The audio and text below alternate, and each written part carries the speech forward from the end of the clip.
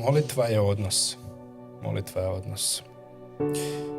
Momak i cura, kad tek prohodaju, treba 1000 riječi ili 1000 znakova, ako ćemo na stručan način, da bi se razumjeli što jedno drugome žele reći.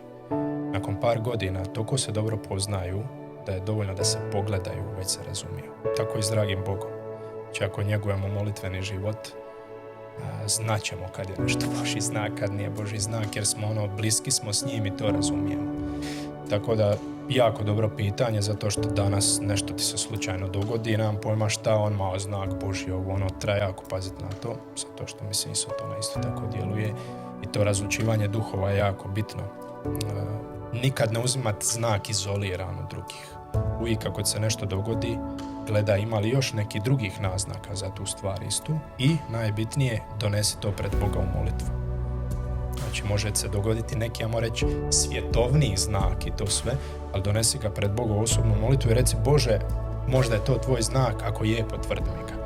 To je prva stvar koju bi preporučio. A druga stvar, razmišljaj unaprijed, ako to učiniš, hoće li ti donijeti mir. Hoće li ti donijeti mir. I to je jedan, duhovni oci jako puno o tome govore, znači, mir, ako to donosi pravi mir, onda je vjerojatno od dragog Boga. Ali evo, kad se spoje te dvije stvari, plus ako si dublje u molitvi to sve i poznaješ se već s Gospodinom, mislim da onda nema toliko straha.